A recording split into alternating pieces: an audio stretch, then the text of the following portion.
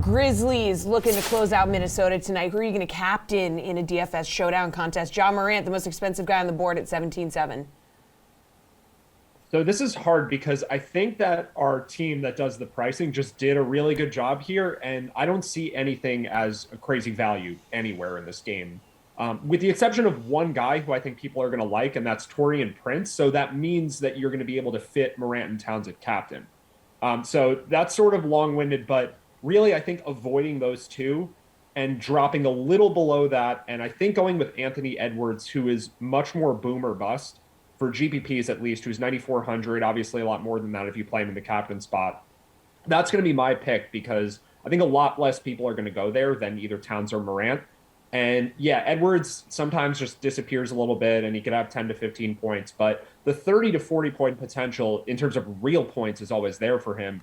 He's such a high volume and I guess has incredible shot making ability as a scorer that I think like for tournaments where you can get him in a little bit lower captain ownership, I think that's the way to go. But yeah, just kind of staying away from that normal construction where people play one of the stars with some cheaper guys. I think that's the most important thing for this slate.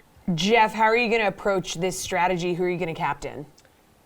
Yeah, as Matt alluded to, the obvious answer is paying all the way up for Morant tonight. But I think I'm leaning towards his running mate in Desmond Bane, one of those slightly less expensive guys. Matt rolled with Anthony Edwards, all rolled with Bane. He doesn't have the upside that Ja does, but he's taken about as many shots as Ja over the last 3 games. He's also racked up 42 plus TK fantasy points in all of those contests, and his numbers from behind the arc are just absurd. He's shooting 18 for 35 over the last 3 contests in this series. I still think you need to pay up for a relative stud at captain, but spending 4.8K less on Bane compared to Ja makes sense. The reality is Morant has been the only real consistent player throughout this entire series. From a DFS standpoint, I think we've seen enough from Bane in the last 3 series to feel confident that he could keep it going tonight.